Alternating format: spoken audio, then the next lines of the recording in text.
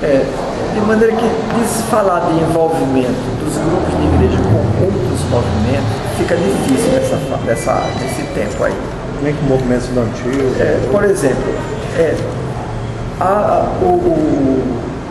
o movimento Terras de Ninguém não era um movimento de igreja, mas era um movimento que surgiu nos espaços de igreja, juntando militantes populares que vinham do Partido Comunista, do Partidão,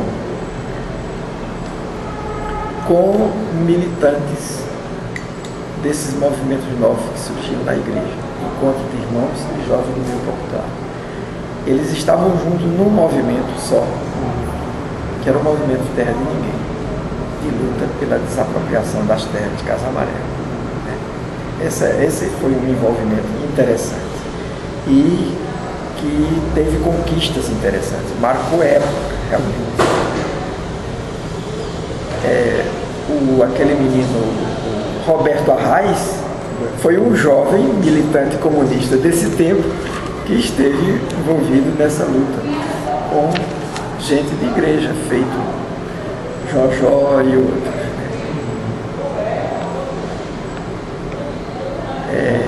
Tinha até hoje aqui,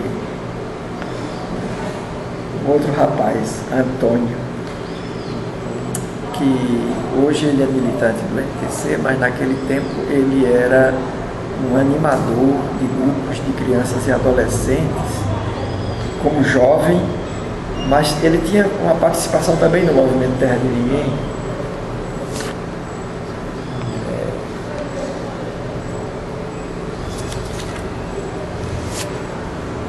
Dentro desses espaços de igreja, ressurgiram as associações de moradores.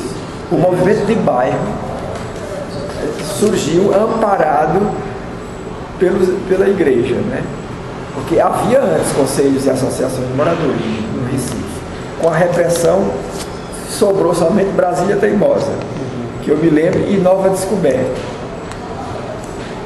Mas dentro dos espaços de igreja, à medida que o sistema foi se abrindo um pouco, se enfraquecendo do ponto de vista da repressão, nos anos 80 foram surgindo novos conselhos e associações de moradores. E aí, em cada um desses bairros onde a igreja estava presente, dentro dos espaços de igreja surgiram associações de moradores. Nas comunidades eclesiais de base, da área do Morro da Conceição, onde havia uma comunidade eclesial de base, surgiu uma associação de moradores. E aí tinha participação de adultos e de juventude também. Agora, esse trabalho no Morro da Conceição, vamos dizer, na época você ainda estava, né, como padre, né? Estava até 89. Aí como que foi o processo lá do bispo? Não, justamente, em 85 houve a mudança de bispo. E todo o trabalho que tinha pleno apoio de Dom Helder e da arquidiocese, da instituição arquidiocese como tal, esse trabalho que até então sofria uma certa repressão por parte do regime militar, passou a encontrar dificuldades dentro da própria igreja.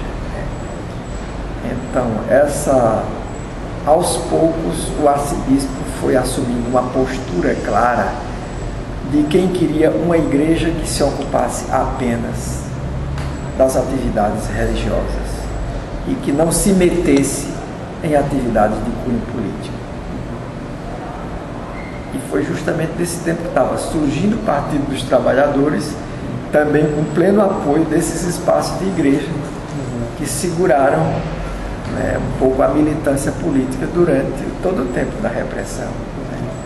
Então o bispo entra aos poucos de maneira cada vez mais forte como um repressor da atividade política, do exercício da cidadania, das lutas sociais por parte das comunidades eclesiais de base e dos movimentos tipo Pastoral de Jovens do Meio Popular, Encontro de Irmãos.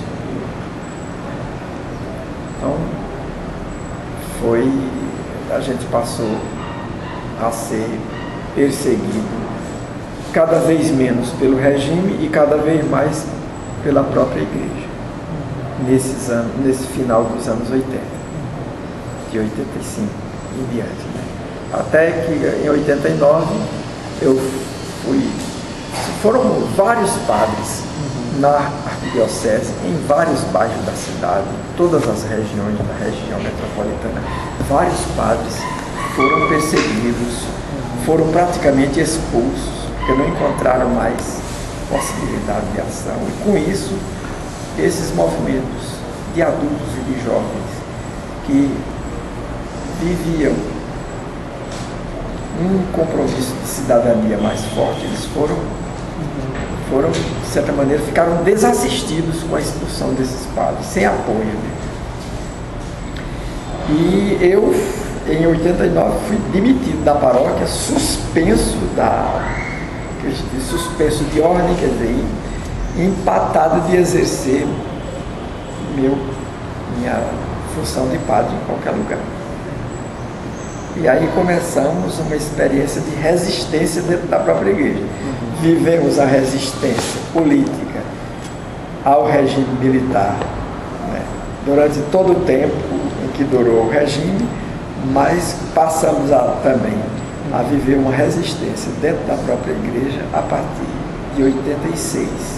O bispo chegou em 85, em 86 começaram as primeiras dificuldades, foram se aprofundando e se agravaram a partir de 89. Aos anos 90 foram todos ao mesmo tempo. Acabou o regime militar e se introduziu a ditadura eclesiástica. Agora, olhando de hoje para trás, qual assim, a avaliação que você faz desse movimento de igreja para conquista da democracia, da reconquista da democracia? O tempo de abertura política coincide com o tempo do florescimento dos movimentos alienados de jovens nos espaços de igreja. Então, a renovação carismática e outros movimentos de jovens que vivem uma experiência de muito fervor religioso, mas de mínimo de sensibilidade política e de engajamento nas lutas sociais, coincide justamente com a abertura política e o fechamento da igreja.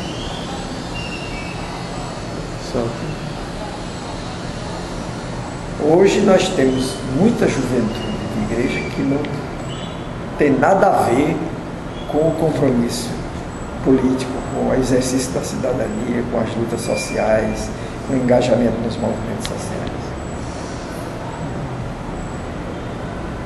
O que resta é justamente a pastoral de jovens do meio popular, o movimento no campo de jovens, o movimento de encontro de irmãos adultos e algumas comunidades eclesiais de base que mantêm esse compromisso de cidadania. O resto, tudo é pura alienação.